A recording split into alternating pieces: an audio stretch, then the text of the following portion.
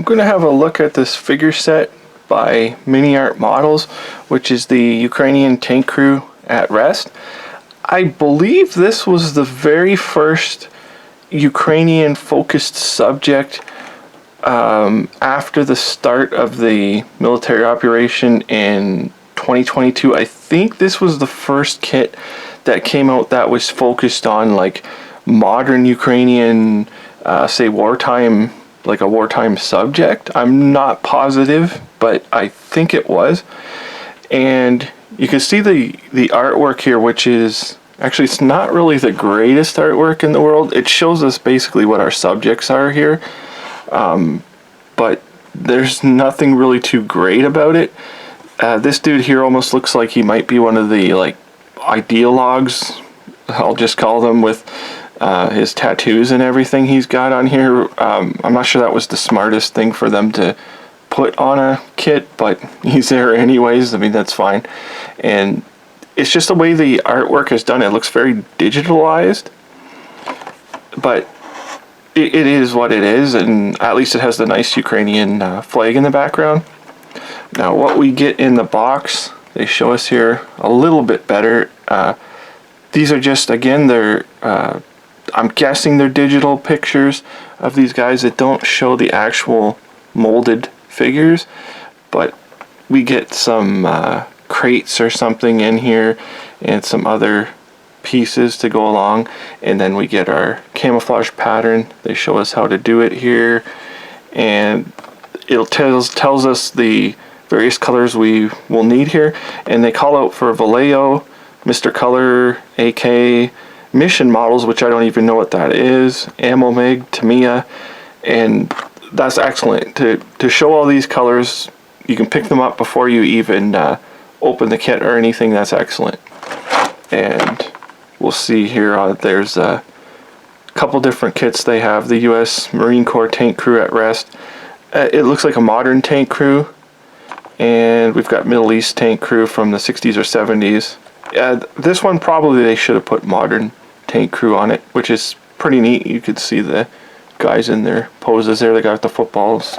Interesting. And the kit number is 37067. And nothing really here. It's got Ukrainian, Russian, and English translations. So we will see here what you actually get. And I'll get them out here. So each guy comes on his own sprue for some reason. You can see the details here. He looks pretty well done, and the details are fairly crisp. But of course, if it's loose clothing, it's not going to be that crisp anyways. So he's fairly well done. And a second guy here. You can see the head sculpt. It looks alright. But it isn't a full head sculpt, so you have to make them the way you see them with their helmets on. It's perfectly fine. And his uniform. And then we have this guy here.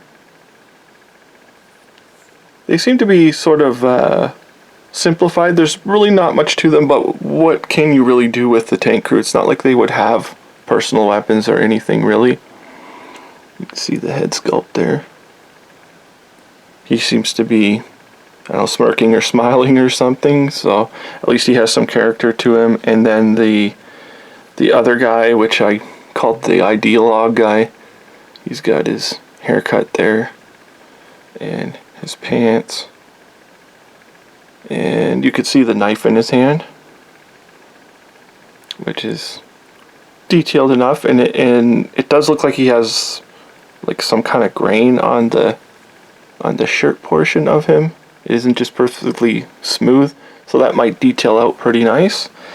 Then we have, it looks like we have 4 of this same sprue, which is ammunition crates for this ammo. I'm not sure what gun that actually is for.